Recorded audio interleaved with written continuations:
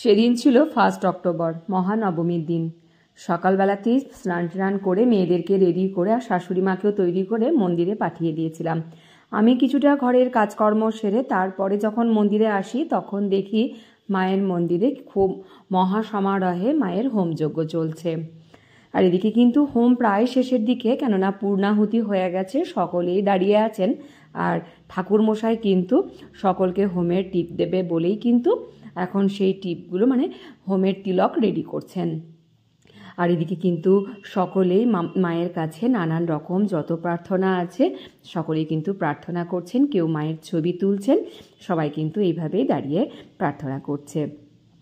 আমি এসেই দেখি যখন হোমযজ্ঞ প্রায় শেষের দিকে আমিও এসেই একটু দাঁড়িয়ে মাকে প্রণাম করলাম।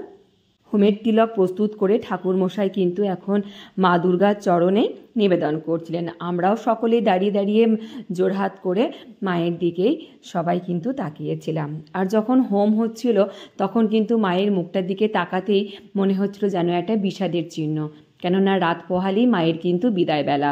আর হোমের টিপ এটা কিন্তু সকলেই জানে যে প্রথম কিন্তু কুমারী মেয়েদেরকেই আগে টিপ পরাতে হয়, তাই কিন্তু ঠাকুরমশাই কুমারী মেয়েকেই টিপ পরালো। এখানে কুমারী ছিল কিন্তু আমার গোল্ডি, তাই গোল্ডিকেই কিন্তু হোমের টিপ প্রথম পরানো হলো।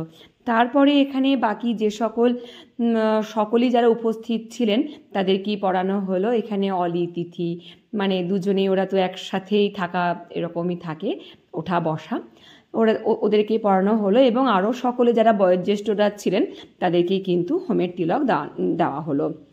তারপরে কিন্তু মায়ের এবারে শান্তির জল সকলকে দেওয়া হবে, তার জন্য কিন্তু আমরা সকলেই এখন বসে পড়েছি, কেননা মায়ের শান্তির জল কিন্তু পায়ে তো লাগানো যাবে না, সেজন্য এখানে একে একে সকলকেই প্রায় শান্তির জল দেওয়া হয়ে গেল। শান্তির জল দেওয়া হয়ে যাবার পরে মাকে আবারও কিন্তু প্রণাম করলাম। তো এইদিকে এখন মায়ের আরতি শুরু হয়েছে পঞ্চপ্রদীপের। আর হয়তো আপনারা লক্ষ্য করতে পারছেন, দেখুন মা দুর্গা দুই পাশে দুটো বড় বড় কিন্তু পাখা নিয়ে দুজনে হাওয়া করছে।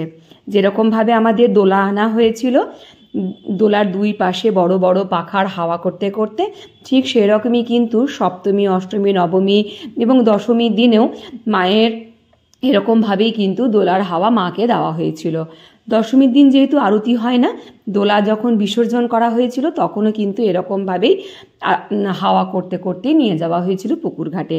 আর সকাল সন্ধ্যা দুবেলাতে মায়ের যখন আরতি চলছিল তখন কিন্তু এরকমভাবে বেশ বড় বড় পাখা দিয়ে দুই সাইডে হাওয়া করা হচ্ছিল। তারপরে পঞ্চপ্রদীপের আরতি শেষ হলে আমরাও সকলে পঞ্চপ্রদীপের শিখা একটু করে মাথায় কপালে সব ছুঁয়ে নিলাম এবং এই গোপালদার সকলকেই কিন্তু সকলের কাছে কাছে পঞ্চপ্রদীপটা নিয়ে গিয়ে সবারই শিখা যাতে মাথায় নেয় তাই সেদিকে সাহায্য করছিল। আর এদিকে বেশ ঢাক বাজছে, কাশি বাজছে, সব কিছু মিলিয়ে বেশ সুন্দর একটা পরিবেশ। বেশ